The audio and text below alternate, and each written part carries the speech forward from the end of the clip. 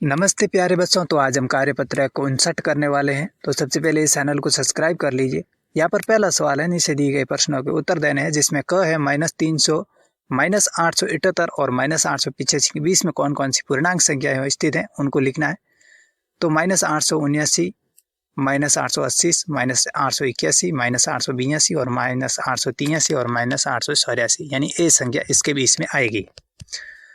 ख है -878 और 885 के बीच कौन सी संख्या बड़ी और कौन सी छोटी है। तो बड़ी संख्या 884 छोटी संख्या है और बड़ी संख्या 879 है। दूसरा सवाल है, ठंड के एक विशेष दिन भारत के 5 स्थानों के तापमान आंकड़ों में सूची इस प्रकार दिखाए गए हैं। तो यहाँ पर तापमान दिखाए गए हैं और तापमान को पूर्णांक संख्याओं में लिखा गया है। तो सियाचिन का तापमान यहाँ पर 0 डिग्री से 35 डिग्री सेल्सियस नीचे हैं, 0 से 35 डिग्री नीचे यानी कि -35। उसी प्रकार शिमला में -37 डिग्री आएगा, अहमदाबाद में 60 डिग्री सेल्सियस आएगा, जयपुर में 40 डिग्री सेल्सियस आएगा और दिल्ली में 30 डिग्री सेल्सियस आएगा, क्योंकि 0 से 30 डिग्री ऊपर है। तो क में यह सवाल पूछा गया है कि कौन सा स्थान सबसे ठंडा है, तो शिमला होगा, और कौन सा स्थान सबसे गर्म है, तो जयपुर होगा। दूसरे में यहाँ पर दी गई पूर्णांकों का आरोही क्रम में व्यवस्थित करना है। तो आरोही क्रम यानी कि सबसे छोटी संख्या पहले और सबसे बड़ी संख्या लास्ट में होगी। तो इस तरीके से -435, फिर 240, फिर 95, फिर 425 और फिर 891।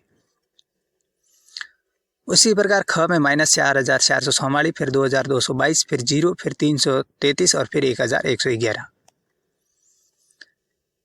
चौथे में यहाँ पर पूर्णांकों को अवरोही क्रम में लिखना है।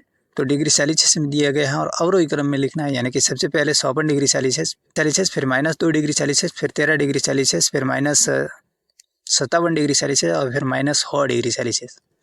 उसी प्रकार ख में सबसे पहले 7111, फिर 1711, फिर 1117, फिर 117, फिर -1711।